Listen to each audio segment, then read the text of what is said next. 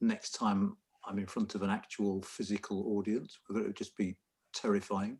To actually see people, I think it would be, yeah.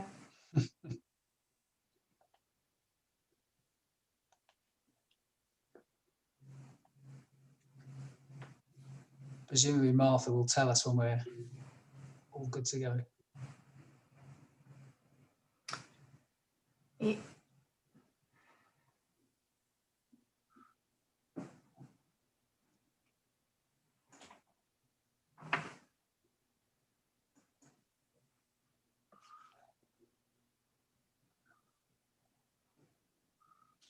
We're ready to start. Okie dokie. Hi, my name's Kate Proctor. I'm the political editor for Politics Home and the House magazine. I'm normally based in Westminster, but as you can see today, I'm in my living room, and I'm sure many of you are doing the same, tuning into this event. So welcome to the ESRC Festival of Social Science and to our panel event today, which is Brexit, COVID-19 and British politics. So COVID has dominated our lives since March, but now it's coinciding with the other seismic issue facing British politics and the country at the moment, which is, of course, Brexit. Our panelists will be discussing how both of these issues interplay, and we'll be taking your questions too. So please do submit them into the chat box and I'll be able to pull them out and put them to our panelists.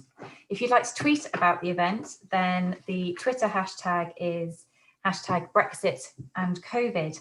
And let me introduce our panel. So we have Anand Menon, Director of UK in a Changing Europe. And we also have Professor Tim Bale, Deputy Director of UK in a Changing Europe and Professor of Politics at Queen Mary University of London.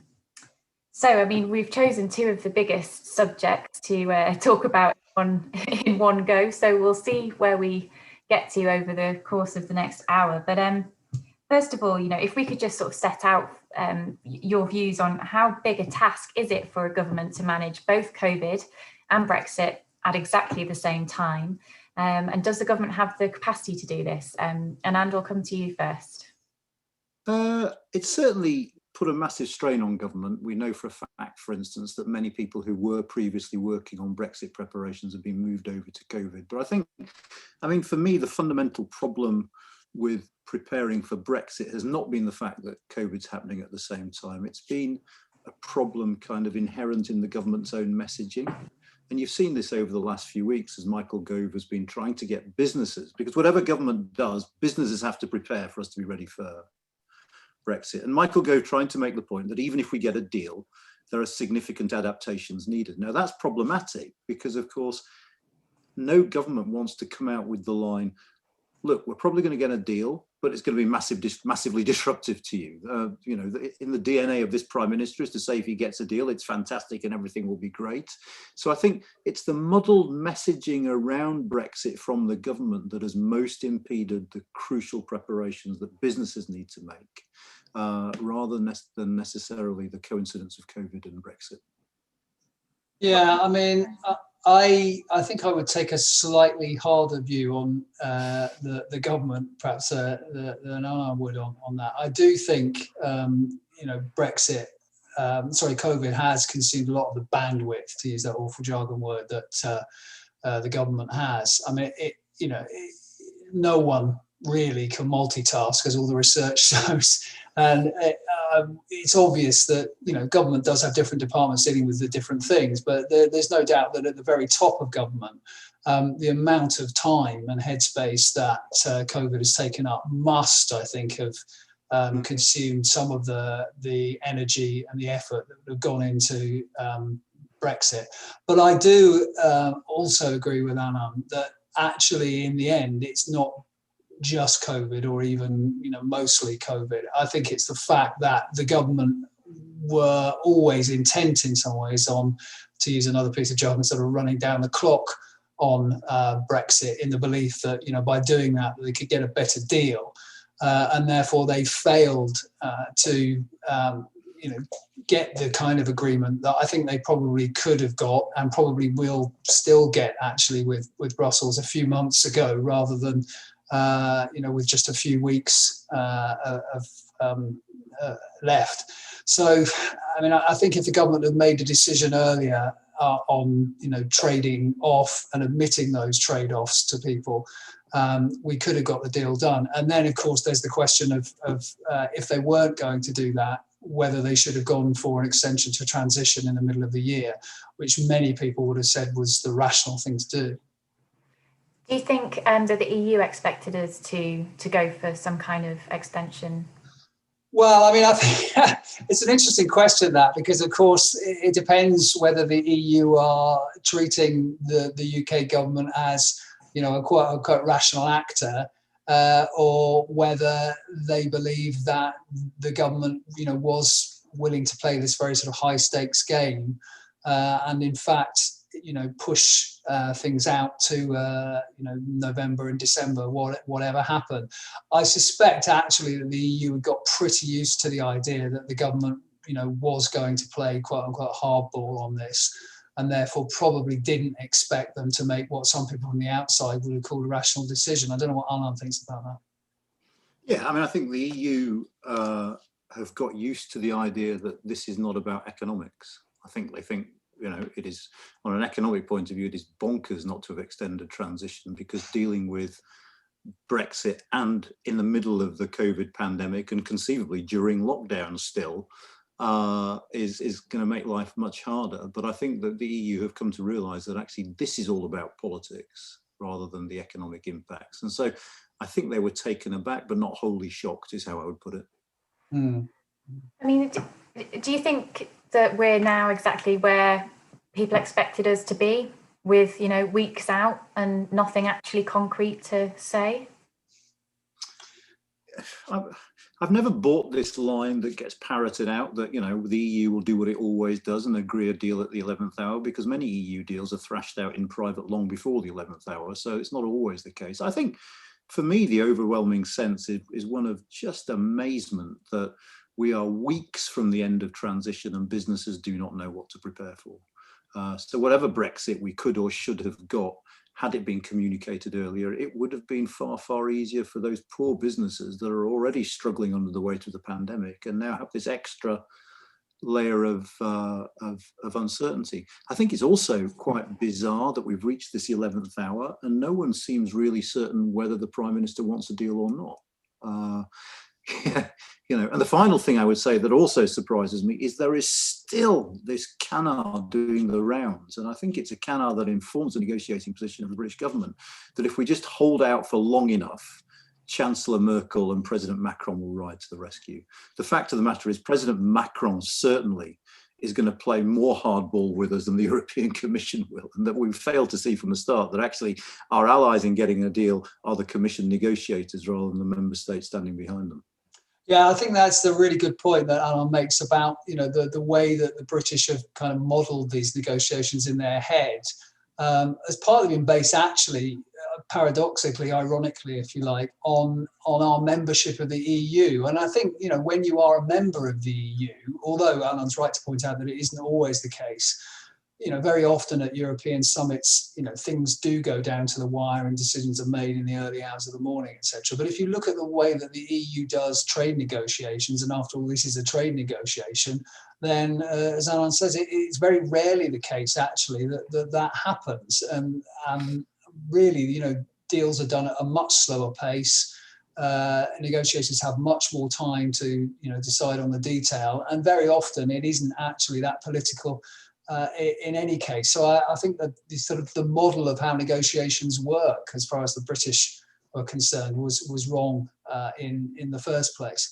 And I do think Anand is right to say that we still, despite the fact that David Cameron couldn't get Angela Merkel to ride to his rescue, despite the fact that Boris Johnson last year couldn't really get Angela Merkel to ride to his rescue, we still somehow think that that is the way it works. Now, clearly, France and Germany are very big players in the EU, but this is a bloc of 27 countries. Even France and Germany and some of the other sort of more middle-sized larger countries do have to take into account the views of the smaller members.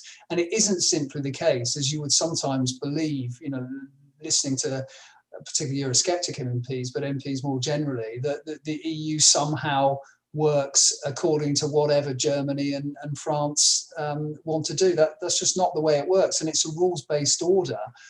And that also has implications, I think, for the timetable, because, you know, we do have to be able to kind of ratify this agreement. Now, that's fairly quickly done in the UK, fairly, but actually the EU is going to need some time to get this, you know, through all the hoops. And I'm afraid it can't completely concertina that process. So we are, you know, needing to come to some kind of decision. Certainly, I would have thought by, you know, the end of this month or the very beginning of December. Otherwise, it's just not going to be possible, I would suggest, to do it in time. Although we have to do it. We are leaving. Well, we have to do a deal, but we do have to do a deal. If we are to do a deal, we do have to do a deal which would allow the institutions of the EU to actually get that deal done legally. Because, as I say, this is a legal order. It's a rules-based order. It's not.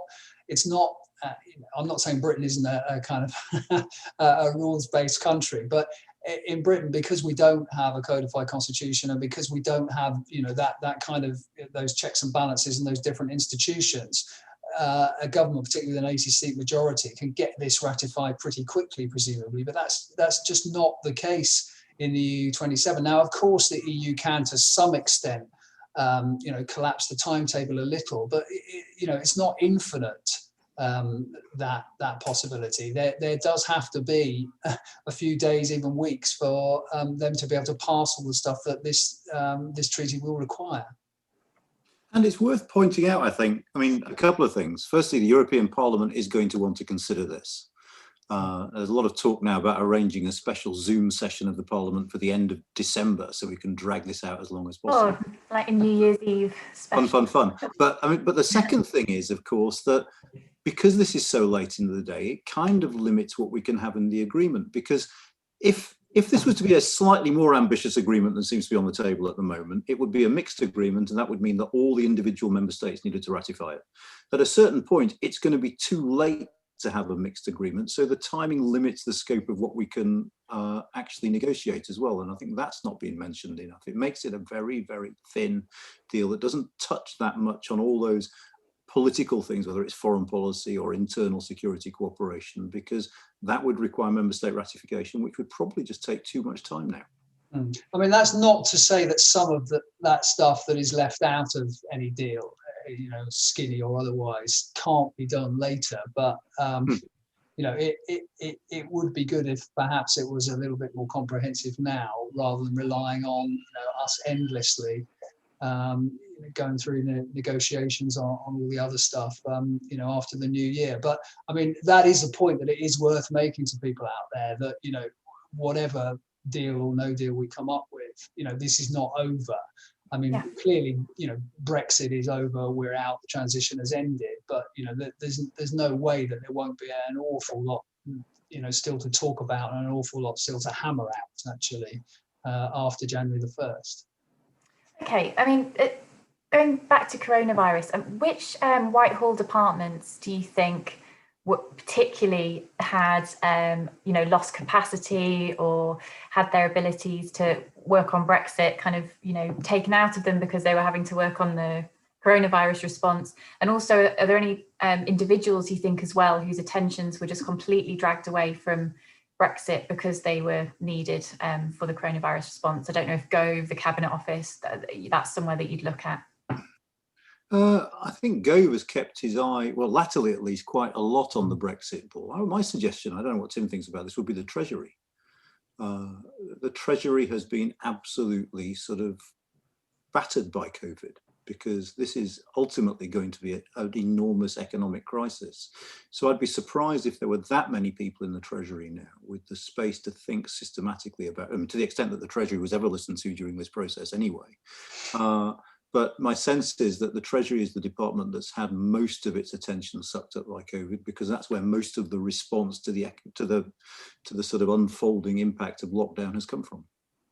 Yeah, I mean, I think I would agree with that. I mean, clearly, there is some division of labour there, which will mean that, some of the departments that are dealing with Brexit, won't necessarily be so affected by COVID-19. And of course, some of them aren't so much departments as agencies anyway. So, the Borders Delivery Group, etc., which is kind of part of HMRC, probably won't have been doing very much on COVID-19, although we may get civil servants telling me that in fact that is the case. In terms of personalities, I mean, I think actually Anand's right about Michael Gove. He does seem to have been kind of Mr. Brexit really for the last few weeks anyway.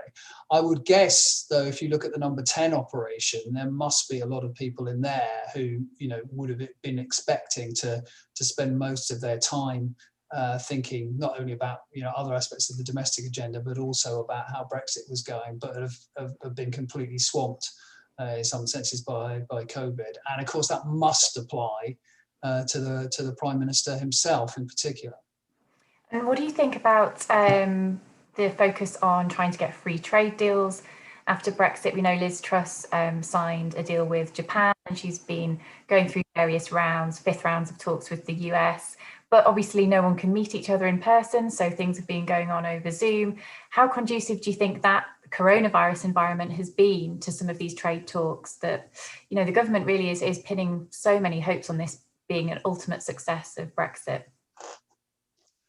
I'd say, just to sort of jump in before Anand does, I would say that if you look at it from the perspective of the potential trade partners, then I think it's almost inevitable that some of them will have been waiting anyway to see what kind of free trade deal, if we get one, that the UK and the EU will do before actually deciding what they want to do. So I think that to some extent has been one reason that these might have been delayed, as well as, of course, as COVID-19. Now, a lot of the other limitation on the UK presumably has been it's had to hire an awful lot of trade negotiators. We knew we didn't really have that capacity at the beginning because all our trade negotiations have been being done by the EU itself. Now, I don't know where that's got to, but I suspect that at the beginning anyway was a bit of a limitation. It may even still be a limitation. I suspect that the fact that Liz Truss might have been busy, or the cabinet might have been busy because of COVID-19, won't have been a massive aspect in this, because so much of that stuff is handled on the technical side, and I'm not sure many of those people, if they have managed to recruit them, will have been particularly overwhelmed by COVID-19. But I don't know. She would have been expecting to be travelling the world this year, right? She would have been marketing the UK. She only managed to do a little bit of that. Yeah, I'd say three things. Firstly, I'd mirror Tim's point on the fact many countries might have wanted to wait and see. One of the interesting things will be what an agreement on rules of origin looks like with the EU, because that will matter to our trading partners in terms of what content from them can get into the European market from here. So that would be a consideration. I've no doubt at all.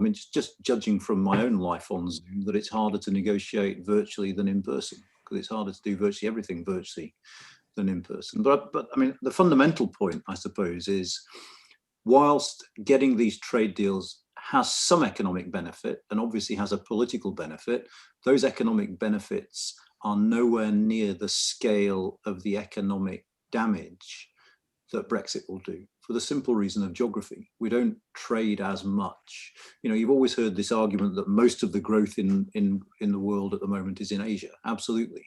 But the fact is we're a very, very long way away from Asia. So whilst that growth is there, we don't trade as much with Asia as we do with Europe. And those, the geography matters to trade wherever you are. So while in the short term, at least, who knows what happens to technology going forward, but in the short term, at least, there is a significant political incentive for signing these deals, but don't get caught into thinking that they will somehow compensate for the economic impact of Brexit, because they won't.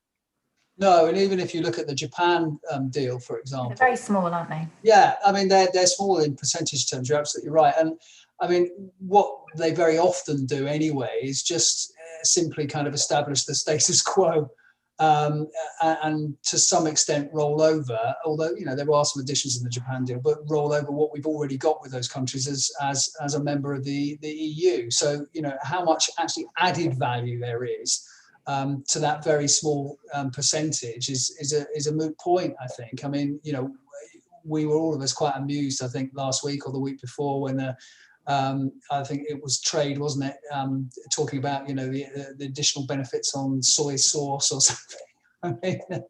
I mean, it does get right down to the. It does get right down to that, and I mean that was funny in so many ways.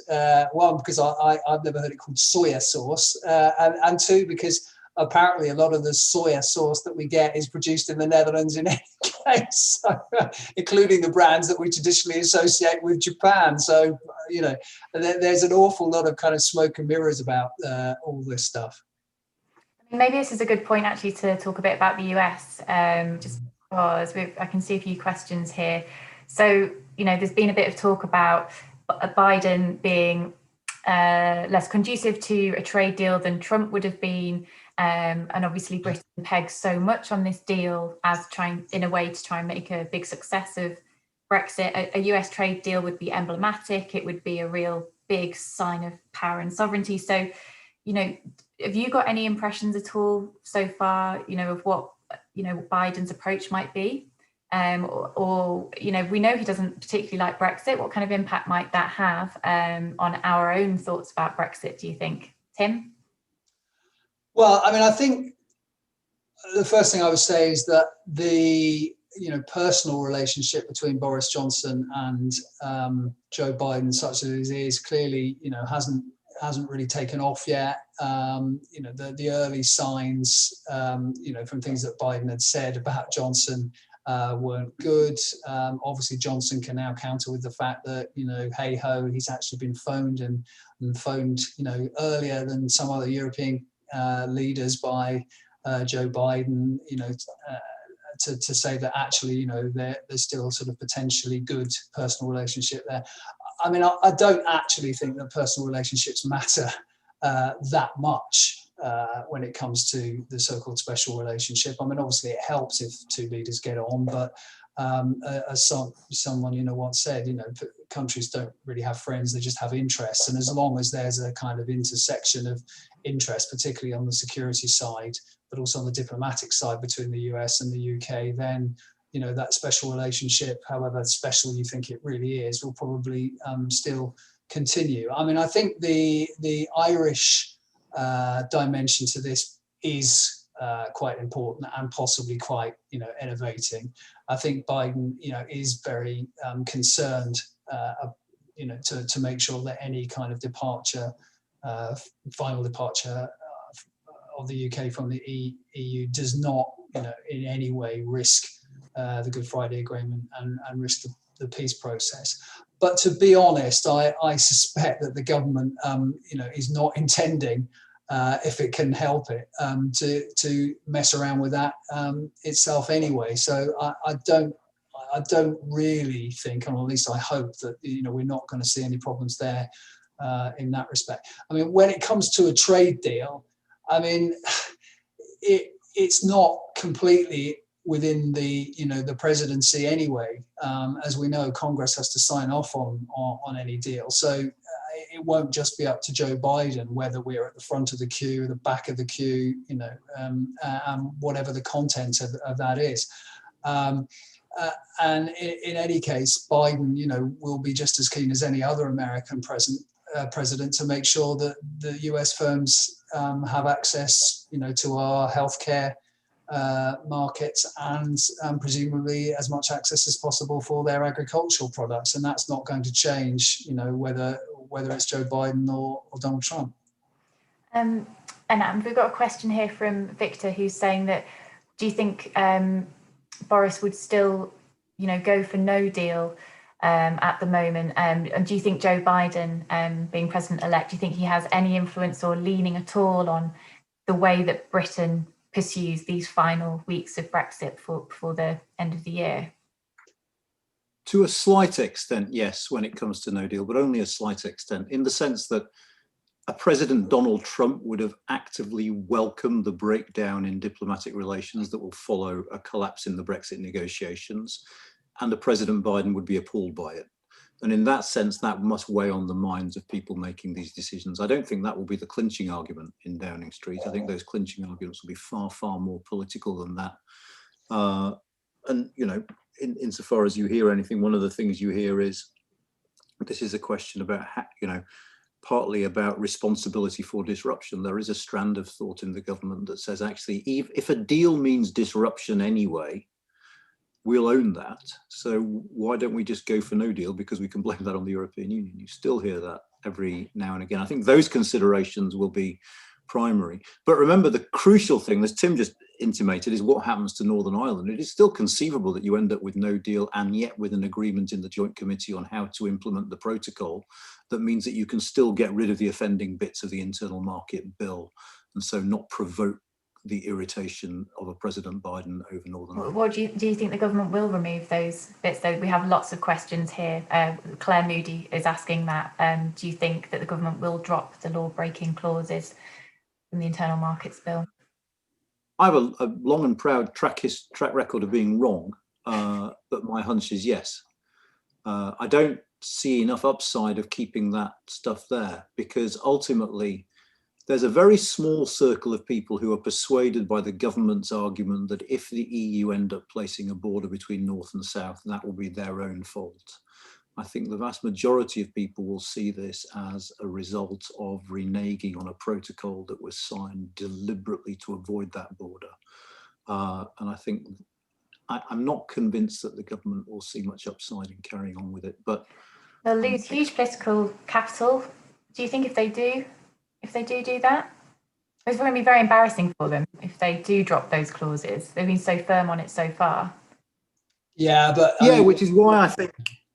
Sorry, Tim, go on. Yeah, well, Tim. I mean, you know, this is not a government that you know, has any problem U-turning, as we've seen over the last few weeks and months. So if it has to, it will do that. And you know, if you think about the consequences of not U-turning being worse than the consequences of U-turning, then it will always pick the U-turn. That's what I would say. But Anand, what were you going to say? Well, I think ultimately very, very few people follow the work of the Joint Committee, so it would be relatively easy to come out of the Joint Committee and claim a victory, whatever is actually agreed, and say the EU have agreed to our model of implementing the protocol, so we no longer have a problem with it. The IM bill was only there as a backstop in case those negotiations failed. So I think there's a relatively easy political route out of that. Whether it enrages certain members of the Conservatives' own backbenchers, I don't know, but I think that's probably a price. I mean, it begs the question. Yeah, they'll take the risk, won't they? Yeah. Because they've done it so much already. They've already had the fury of Steve Baker and that whole group many times already. Yeah, I mean, it does beg the question of why those provisions were put in any case. You know, and it does seem, according to some people anyway, that they were, you know, a means of you know, putting pressure on the EU, a rather kind of misplaced idea that somehow including those provisions would somehow, you know, make the UK's negotiation position stronger. If that was ever the intention, it seems to have backfired, I think. My sense was always it was more a case of chest thumping domestically rather than with regard. I cannot believe they seriously thought the EU would back down over this. I thought it was more a statement of intent at home that this Prime Minister is not like the last Prime Minister. He would do whatever it takes. And to show how inflexible and unfair the EU are at the same time. But can I just, Robin has asked a good question here, which I should have picked up on earlier. Robin Stafford, he said, I think this is to Anand, he said, you talk about a limited deal. What exactly do you mean by a limited deal? What key items would be included and excluded? And what might be added to make it more ambitious? Actually, Tim, maybe you were touching on this as well. Well, Anand, you go ahead first and all. Well, the obvious thing, though it's hard to do it outside the context of the single market, is services. There will be very, very little indeed on services. And some of the things that the British government has asked for around services, and remember, it was never strictly true that all we were asking for was Canada, because we were asking things like mutual recognition of qualifications, visa-free travel for short-term business, so things that were raised in the talk that went beyond Canada. So services will not get much at all out of this, which, I mean, it's worth saying for parts of the city is a good thing, because for the city, I think, for many people in the city, it's either membership or not trading within the single market, because the worst of all worlds is to be under rules over which you had no say. So I think it's partly the city if we're going to Brexit, the city are happier not being included in a Brexit deal. Internal security, it'll be interesting to see how much there is on this. Yvette Cooper brought this up in Parliament, I think it was last week, but it's just worth underlining the fact that if we don't get an agreement on data, we immediately lose access to all those databases of potential suspects, people of interest. We become effectively blind because we can't access that data about people who are coming into the country. And of course, the final thing, which is a strange one, is foreign and security policy, where Michel Barnier himself has expressed surprise that the British government has simply said, we don't want to negotiate this. Now, we can argue about how important that is, because EU foreign and security policies aren't exactly a model of success and efficacy, so being outside them might not matter that much. But as a symbol of our desire to work with the European Union, I'd have thought they would try to include something, and it sounds very much like there won't be anything at all. Mm-hmm.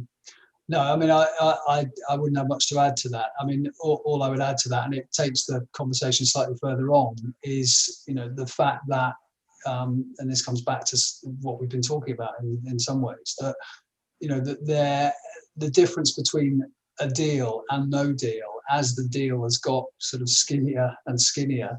A very slim oven-ready deal. Yeah, begins to for some people anyway, begins to look, begins to be quite hard to see, which of course is a temptation for some of those who've always argued in some ways for no deal. To say, well, and it comes back to something that Anand was saying about the city, actually, that we may as well go for no deal, because that will give us at least complete freedom, allegedly, whereas a deal will be will offer quite a lot of constraints, but very, very few opportunities. And I guess, in as much as there is still an argument going on, and there must still be an argument going on within the government about deal versus no deal, that is going to be, I guess, the kind of central, focus of that argument. Is it worth making a deal which actually doesn't offer a huge amount, which, according to some people, kind of just limits the damage? When it might be better just to accept slightly more damage for a great deal more freedom. However, considering the coronavirus context, is whether the country can withstand this, level of damage that's potentially coming down the track. So Kathy Heyman is asking, what kind of fallout is there likely to be with no deal? Would even Boris Johnson risk a meltdown economically with COVID still being an issue? Tim, what do you think? Well, I mean, I think there's an argument to be had about exactly what that meltdown would mean, and whether in fact there would be a meltdown at all. I mean, I think there's no doubt that there will be disruption, whether we have a deal or not in the short term. But I think it will be more extreme and more obvious, just in terms of the logistics, if you like, in terms of trade. If we come out without a deal on January the 1st, I mean, we will see disruption and delays at ports, for example. We may see shortages of some goods. We may, as a result of those shortages, see price rises, etc. I mean, it will be pretty tangible, and I'm not sure that it can necessarily, and this is something I guess we can discuss and people might be interested in, I'm not sure that those downsides can be kind of hidden underneath the disruption that's been caused by COVID-19, because actually one of the remarkable things in some ways about COVID-19 is how little disruption there has been to supply and to trade across the borders. I mean, to be honest, we haven't seen the kind of shortages that some people were worried about and sent them scurrying out to buy, toilet roll and whatever else they decided that they needed to buy to stock up. So I'm not sure it's going to be that easy for the government to sort of say, well, actually, all this disruption is really as a result of, COVID-19 and the lockdown, rather than being a result of Brexit. I think it would be pretty obvious that it's a result of a no-deal Brexit, or even to some extent a deal Brexit. And what do you think will be some of the economic sectors that could be hit the most by no deal, layering on coronavirus on top of that? Well, the impact will be different, as Tim said. So you think about, if there's a no deal outcome, the food supply chains will be impacted on far more severely than they have been by COVID. It's worth saying there is a significant economic difference even between a relatively thin deal and no deal, because you're not having tariffs, you're not having quotas. It removes a layer of costs and a layer of barriers that will be there in the event of no deal. But for me, the biggest single difference between no deal and no deal is this: if we get a deal, the government and the EU will find themselves on the same side and will find it in their mutual interest to work to minimise the disruption in January. If there's no deal, then I expect a pretty significant breakdown in relations between us and the 27. And I expect the 27 not to go out of their way to try and minimise disruption. Indeed, quite the opposite, because they'll want to try and drive us back to the negotiating table. When it comes to what the impact of no deal is, there are two things, I suppose. The first is the immediate disruption, whether there are queues at ports, whether that sort of line of trucks to Dover goes back inside the M25 or not, whether there are shortages, which there probably will be. But in terms of the large-scale macroeconomic impacts, it's worth pointing out that they will take time to materialise.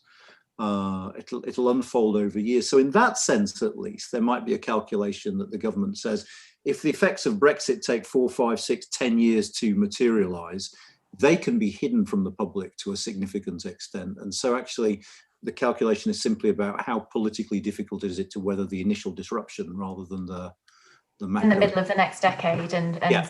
the longer term effects. It's worth saying that, we got Thomas Sampson at the LSE to do some modelling on this, and what his modelling showed was that even with a deal, the medium-term macroeconomic impact of Brexit is significantly larger than the medium-term macroeconomic impact of the pandemic. So that the numbers we're talking about are large, they'll just take a while to appear, and so politically that might be livable with.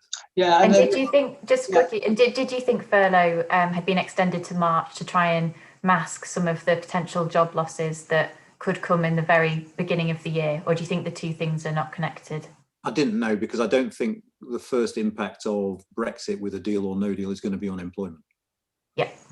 I'd agree with that. And I just wanted to add to something that Anand said. I think, the Sanson paper is really good, and it backs up actually research that we've done before on all this and on the economic losses. But it's very important to say that to some extent those losses are about kind of opportunity costs or growth foregone, as it were, or trade foregone, rather than sort of in your face shortages or disruption that would be the result in the short term anyway of a no deal Brexit, and even to some extent of a deal Brexit, which means that as Anand says, it's rather more politically easy, I think, to get this through, because people don't necessarily kind of miss what they haven't got, if you see what I mean. So although clearly no government would want to go into a situation where the growth wasn't going to be as good as it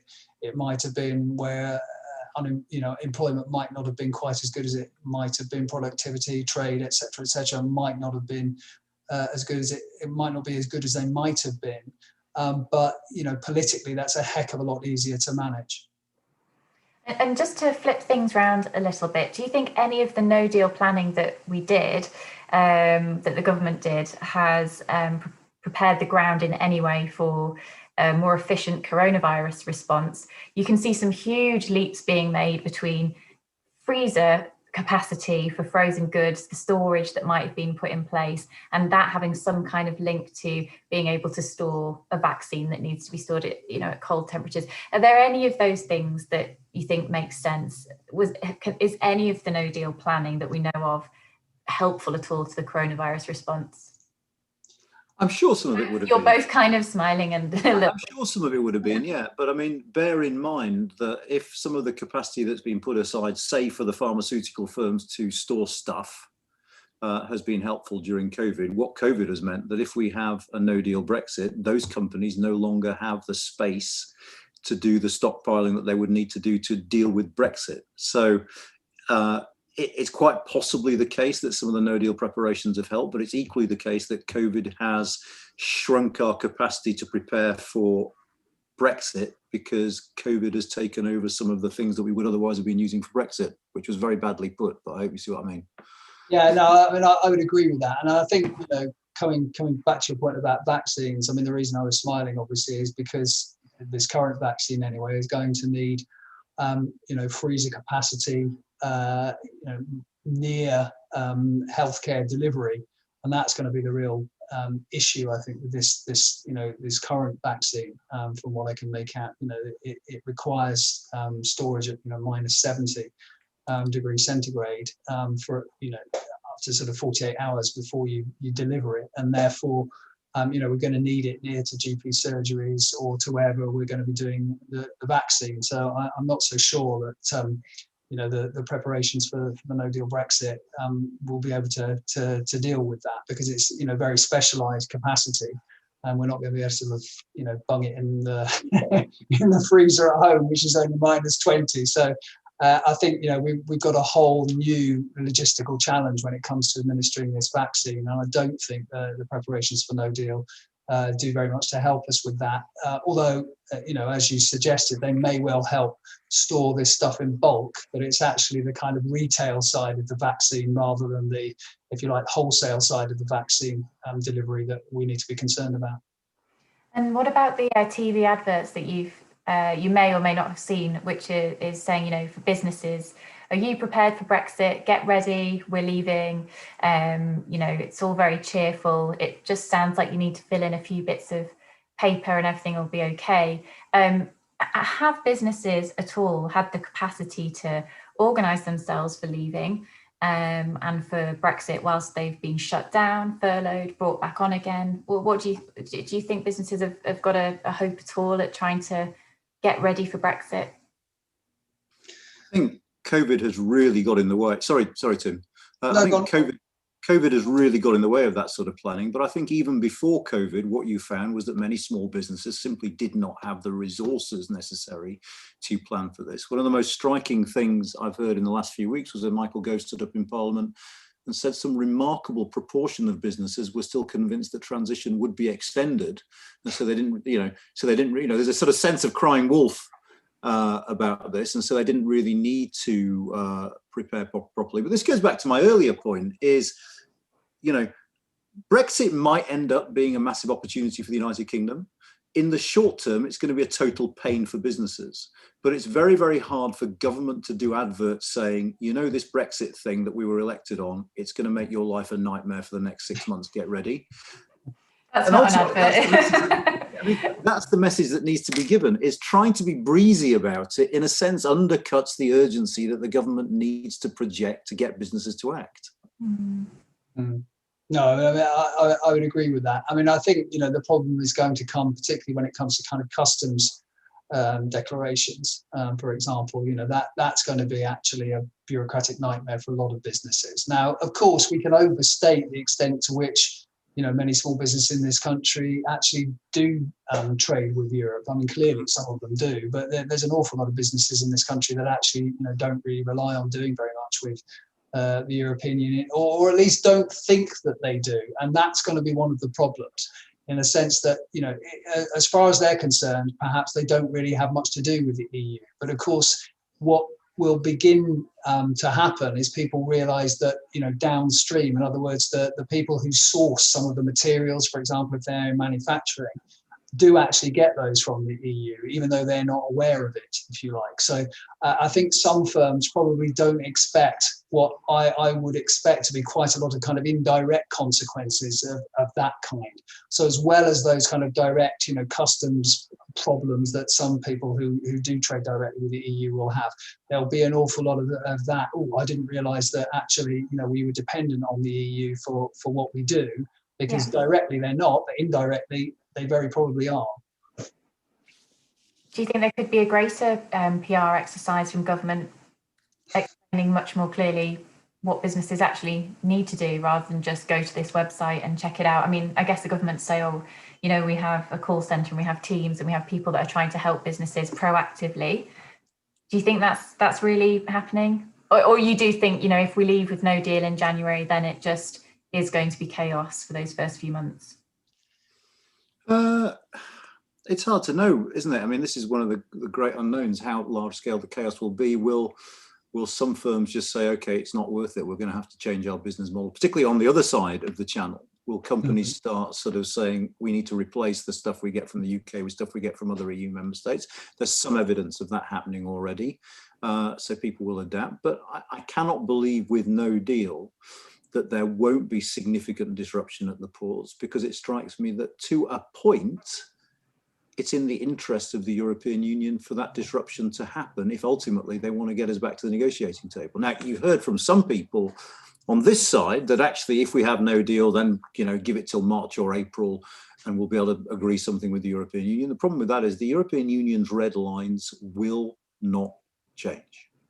I'm pretty confident about that if we end up coming back to the negotiating table, if we do, because I think the politics will be so sour, it'll be quite hard to get both sides back at the negotiating table. I think we'll face exactly the same problem we face now, except with an added sort of helping of bitterness thrown in. And I think, the political problem, I think, for Boris Johnson with no deal is quite big. I mean, I suspect, although clearly, there will be a temptation to argue that, well, we can blame the EU for any breakdown. I think there is a problem, having promised, to get Brexit done and, to actually have a deal, as it were, ready. For that then not to happen, I think will be quite difficult for the government to spin. I think more difficult than perhaps some people who are very keen Brexiteers think it will be. I think most people weren't expecting the level of disruption that we may well get. And I'm sure, of course, many people will blame the European Union for it. And, perhaps in some respects they're right to do so. But I think an awful lot of people will still blame the government if that happens. And for Boris Johnson, what do you think his future is into 2021 if he is the person who has fronted a Brexit that hasn't satisfied people and a coronavirus response that has left much of the country deeply unhappy? What do you think it means for him personally? I think if he gets a deal, he will sell it as a great deal against all the odds, as he did this time last year, and will probably get some initial political capital for that and might be able to shrug off initial disruption, which I think will be more limited because the French will play ball with us and help us. The interesting question politically is, in the event of no deal, that plays very much into the Starmer narrative, doesn't it, of a lack of competence. It strikes me that no deal makes the Prime Minister very vulnerable to accusations of having been less than straight with us in his talk last year of this oven-ready deal, even if actually, if you sort of really parse the text, he could have been referring to the withdrawal agreement rather than a trade deal.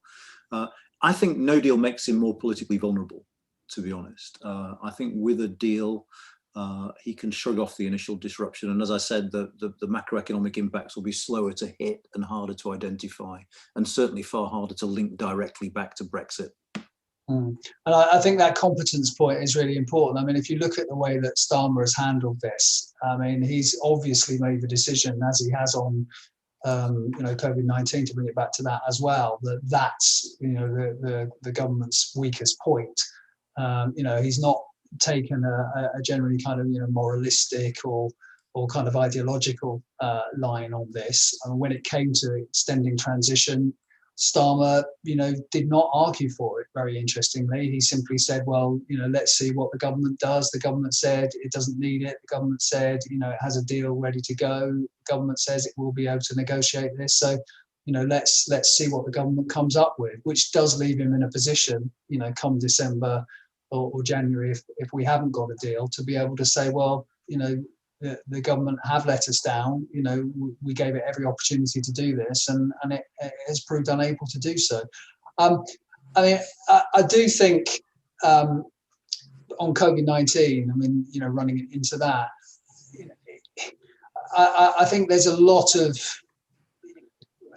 feeling on the Labour side that somehow, Johnson will eventually, find that what's happened on COVID-19 will catch up with him, and that he is to some extent even finding that now, and that there will be, eventually some kind of inquiry into this, which will, find the government didn't do as much as it could have done, that, it could have prevented far more people suffering and dying as a result of this. But I'm not so sure that will, in a few years' time, have the impact that some people suspect it will. I think if we get a vaccine and we manage to, get some kind of herd immunity and we quote unquote beat this virus, then a lot of people will just want to move on.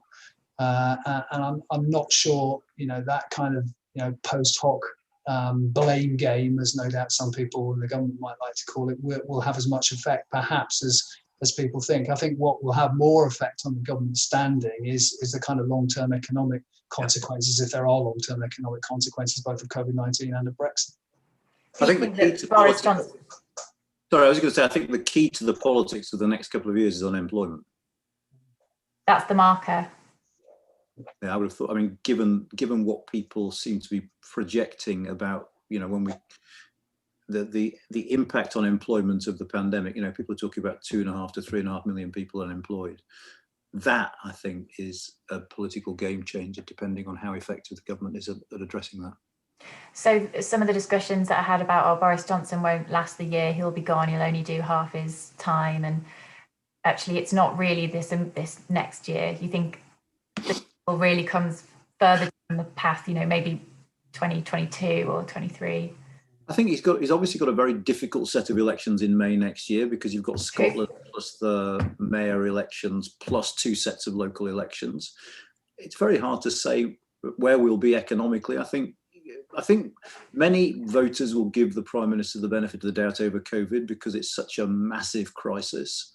I think the real crunch time will come with the local elections the year after, as hopefully we're coming out of the economic crisis that COVID has created. The government will have a record outside of COVID to be judged on. And I think I'm right in saying that in 2022, the local elections are in places where the Tories did quite well last time, and so they're actually quite vulnerable. And I think that, for me, is the main moment of vulnerability. Yeah, well, they certainly didn't do as badly as they were forecast to perform. So that's right. Yeah, that's true of those particular elections. It's difficult, isn't it?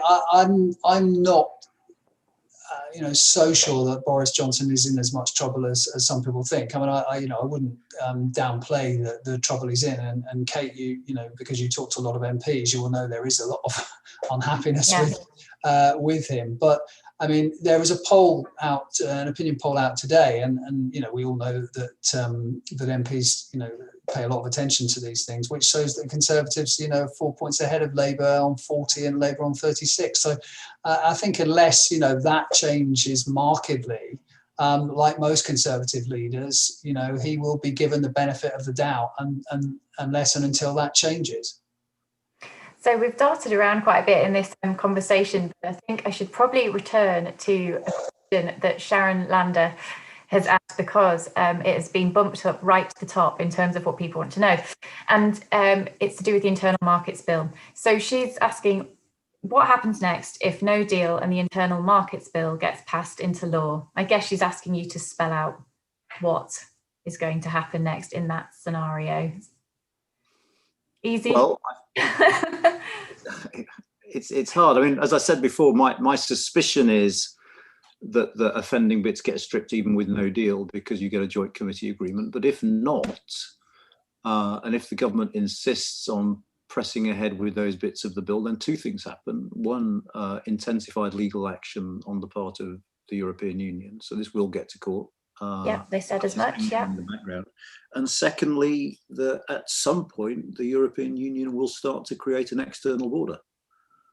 And that border will be within the island of Ireland. I mean, talk about unintended consequences. What happens after that, I think, is anyone's guess. But I think the European Union will have to start, under pressure from many of its member states, protecting its market and its external frontier. And putting up a physical order. When might that happen, do you think? God knows. I don't think they'll do it immediately. I think they will try and talk this through, and they'll try and threaten legal action. They won't be in a rush to do it. But I would say in the first half of next year, they're going to have to start taking steps and be very careful to try and fix the narrative, particularly in Dublin, that this is something forced on them by the UK government, because then the blame game becomes absolutely fundamental, doesn't it? Yeah. And that's of course where perhaps, as Anand was intimating earlier, where the USA does come to play a part there in putting pressure on the UK in particular, to compromise on this, rather than let the EU, go ahead. I mean, I think we saw a letter, didn't we, from John Redwood to Joe Biden yesterday, saying, it would be all the EU's fault if this were to happen. I don't think Joe Biden's going to buy that. I'm not sure if we've seen a reply. Maybe he'll read it is probably what my first thoughts.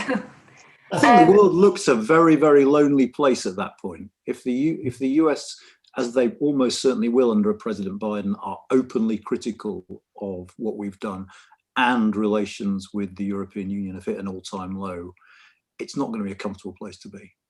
Yeah, I mean, we touched on it earlier, but this is the second most popular question of today, and it's will Joe Biden concentrate minds into getting a deal? And I think, just to kind of end our discussion, I think both of you said that in a small way, yes, actually, that you do need to listen to your global friends on this. And to an extent, I mean, I've just stuck something on the chat, which is something I've just done, that says I doubt that Biden is the crucial factor in a decision about whether to go for deal or no deal, to be honest. I'm quite suspicious about those claims. But I think when it comes to whether or not, in the event of no deal, we press ahead with the offending clauses of the internal market bill, then I think it is very, very important indeed.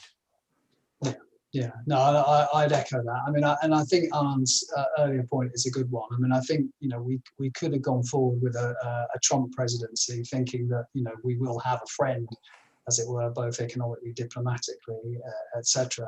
I think if with Biden in the White House, clearly we still will have a partner, but I don't think it would be quite as much of a friend, put it that way. Well, to the extent that Trump was a friend, I mean, people talk about that personal relationship, but, to coin a phrase, what did President Trump ever do for us? We didn't negotiate a trade deal. There was no sign that he was going to make concessions if we did. He interfered in domestic politics. He sort of criticised Theresa May's handling of Brexit. I mean, he was on the wrong side as far as we were concerned on all the major foreign policy issues, whether it's the Paris climate agreements, whether it's the Iran nuclear deal. So actually, in substantive terms, I think the government had decided quite a while ago that actually Trump wasn't the friend and ally that some might have thought he was going to be. And just finally to both of you, when it comes to Brexit and COVID, that horrendous mix of events that have come in exactly the same point in time, Tim, what's the one issue that in all of that keeps you awake at night, which is the thing that really does give you quite a lot of concern? Well, I mean, to be honest, it is the potential disruption, I think, that we might see short term. And it's easy to say, as some, Brexiteers have said, that that's just a bump in the road and that we can get over that. And of course, in the long run, that's true. But, to quote Keynes, in the long run, we're all dead. And to be honest, we are talking about life and death in some cases. So I think we need to be very careful before dismissing these as you know, sort of As trivial hiccups. matters, as hiccups. Exactly. I mean, I think they could be quite serious for quite a lot of people for, you know, quite a few weeks and possibly months, and that wouldn't be good. Anand, you have the last word on this one. Well, for me, assuming we get a vaccine, because for me, the thing that keeps me awake at night is that the vaccine doesn't work. But let's assume that the vaccine works. The thing that really scares me is unemployment at levels we haven't seen since the 1980s. I think the impact that has on societies and individuals, you know, leaving aside the impact it's going to have on politics, is profound and depressing. And I hope and pray that the government has some plans up its sleeve to start to address that in the way of, you know, there are all sorts of things you can do. I mean, the state has to help, whether it's, you know, trying to ease the way into professions where there is a shortage, like health, like social care, for instance, for people who are unemployed, whether it's ploughing more money into retraining. But that's my major worry, is we end up with not just high unemployment, but long-term scarring as a result. And could I just add to that? I mean, one of the good things, in some senses, there has been a good thing about COVID-19 is that it possibly has expanded the, you know, the willingness of government to actually do stuff, and probably the willingness of people in the electorate to see the government do stuff. And if it needs to, that's therefore a good thing. Great. Well, thank you so much to both of you. We went through loads of topics there, and thanks so much to everyone that was listening as well. You asked some really fantastic questions, and we got through quite a lot of topics, even if I didn't read your name out individually. So thank you very much. And Thank you, Kate.